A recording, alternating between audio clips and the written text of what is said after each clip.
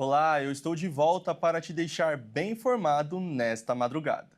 Uma grande operação foi realizada em São Paulo e mais 5 estados. O alvo foi o grupo Refit, considerado o maior sonegador de impostos do Brasil. O Grupo Refit, dono de muitas empresas do setor de combustíveis, é acusado de ser o maior devedor de impostos do Brasil. Segundo investigações, o grupo causou um prejuízo de 26 bilhões de reais para os cofres estaduais e federais. Por isso, uma grande operação foi realizada hoje. Estima-se que o dinheiro fraudado pelo grupo, que é liderado pelo empresário Ricardo Magro, seja de 350 milhões de reais por mês. O governador de São Paulo, Tarcísio de Freitas, comparou o dinheiro sonegado como sendo suficiente para construir 20 escolas e um hospital de médio porte por mês. É como se a gente tirasse da população, subtraísse da população um hospital de médio porte por mês. Um hospital de médio porte por mês. É isso que a gente está afastando do cidadão. Imagina que a gente tem construído aí escolas pelo interior do estado, e normalmente escolas ali com 12, 15 salas de aula, mais ou menos 18 milhões de reais por mês. É mais ou menos o custo, 18 milhões de reais. É como se a gente impedisse a construção de 20 escolas por mês. Esse é o tamanho da fraude. Além de São Paulo, a operação foi realizada em mais 5 estados: Rio de Janeiro, Minas Gerais, Bahia, Maranhão e Distrito Federal. Ao todo, foram cumpridos 190 mandados. No Rio, o dinheiro desviado equivale ao orçamento que todo o estado utilizou com as polícias, um total de 10 bilhões de reais. Os golpes financeiros eram realizados por empresas próprias, fundos de investimentos e offshores, incluindo uma exportadora fora do Brasil para esconder os lucros. E o governador ainda explicou como toda a operação era feita pelo grupo. Boa parte desses 9,6 bi são declarados pelo próprio contribuinte. Ele declara que deve e não paga. E vai criando os vários arranjos para não pagar o tributo, e isso, gerou esse inconformismo. As ações da Procuradoria-Geral do Estado no sentido de reaver esses débitos, várias ações de execução fiscal, e quando você entrava com a ação de execução, nunca tinha patrimônio. O patrimônio já tinha sido dilapidado, já tinha sido distribuído nesse grande arranjo criminoso. Dessa forma, o Grupo Refit tinha vantagens sobre os concorrentes, já que levava gasolina aos postos de combustíveis por um custo menor sem os impostos. E essas grandes movimentações financeiras chamaram a atenção do Ministério Público de São Paulo, que iniciou uma investigação e a realização da mega operação.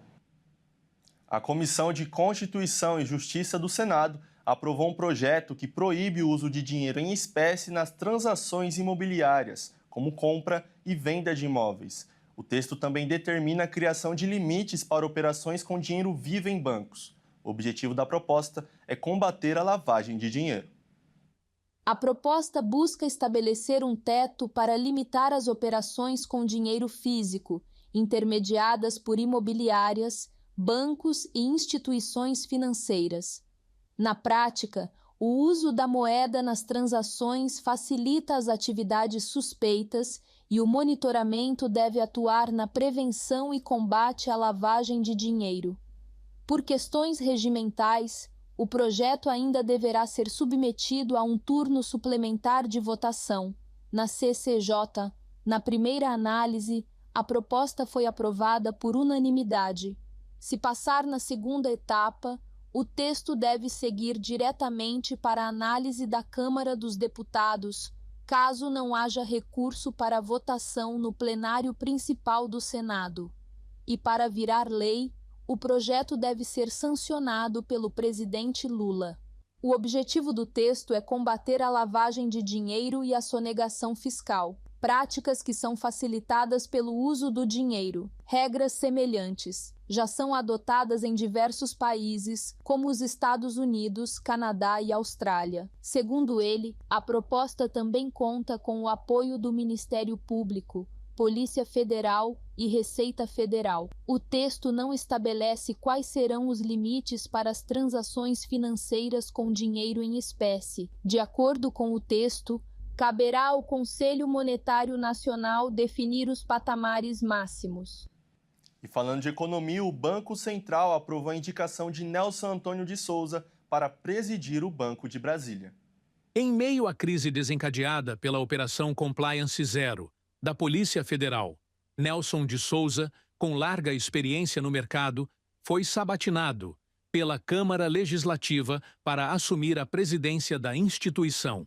A nomeação ocorre em paralelo às medidas judiciais que afastaram a antiga direção e determinaram auditorias.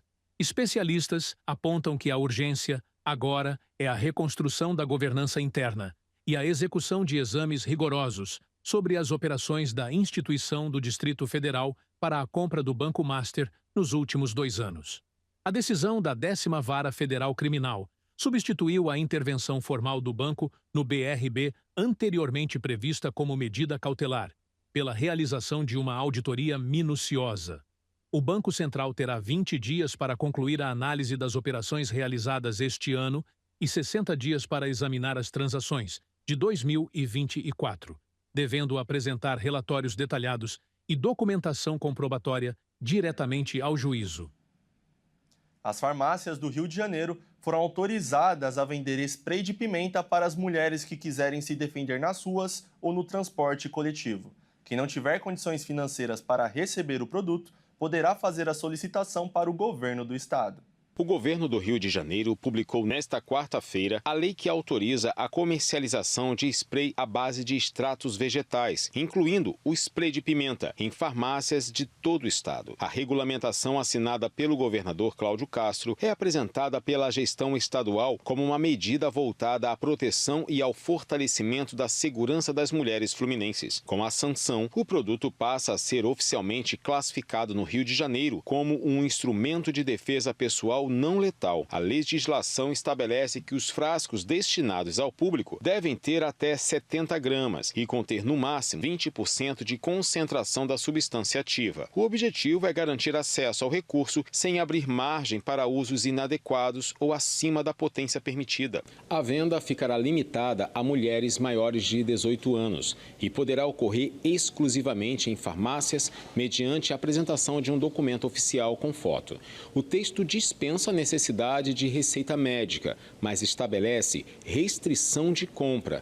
Cada consumidora poderá adquirir até 2 unidades por mês. Já para adolescentes acima de 16 anos, a posse e o porte serão permitidos apenas com autorização expressa dos responsáveis legais. A nova legislação também prevê um mecanismo de proteção adicional para mulheres vítimas de violência doméstica. Nestes casos, o Estado poderá fornecer o spray gratuitamente às beneficiárias de medidas protetivas. O agressor, por sua vez, ficará responsável por ressarcir os custos do Estado enquanto a medida estiver vigente, uma forma de responsabilização direta pelos gastos decorrentes da violência. A proposta tem sido divulgada pelo governo como mais uma ferramenta de apoio às mulheres em situação de vulnerabilidade. Embora especialistas apontem a necessidade de combinar a iniciativa com políticas estruturais de prevenção e enfrentamento à violência. A expectativa é que a liberação de produto amplie as opções de defesa pessoal, ao mesmo tempo que reforça a discussão sobre segurança e autonomia feminina no Estado.